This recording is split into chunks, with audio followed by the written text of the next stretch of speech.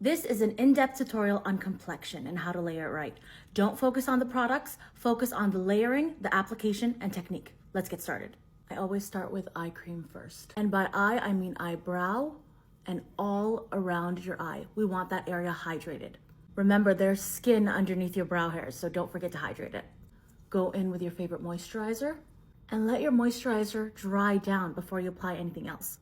Pro tip, I also apply eye cream to my lips because the skin around our lips is the same as the skin around our eyes. Before you apply your foundation, you want to make sure your tools are working for you.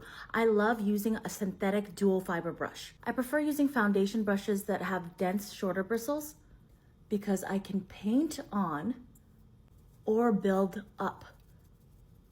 Since this is a shorter brush, you see how all the bristles are coated in your foundation? Now I go back and I build up any areas I want extra coverage on. Now you can skip this part if you want, but I always like to go in with a dry beauty blender and absorb any of the extra formula that didn't dry down. I think it makes a big difference. And I find that the beauty blender smooths out any brush lines I missed when blending.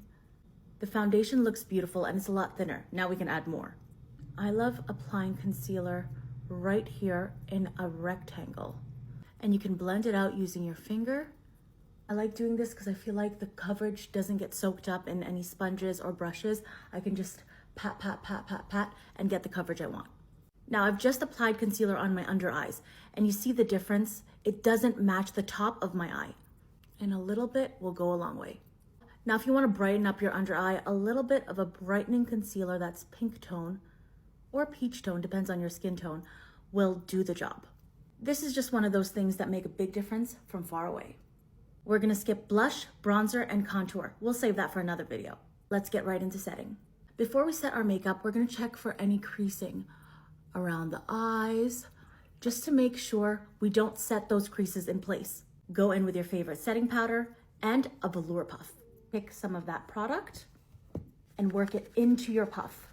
After you've worked that in, you can now apply your powder evenly. I like to do this all over the face. We finally set that complexion. If you're worried about glow, don't worry, we're gonna add that back in. A glowy luminous setting spray will do the job. We've set our entire face using powder. Now we're gonna go in with a finishing powder. It can help perfect, or in some cases, even brighten. Now all these tips are great, but only use what's gonna work for you and your routine. And don't forget to lock this in. We worked really hard.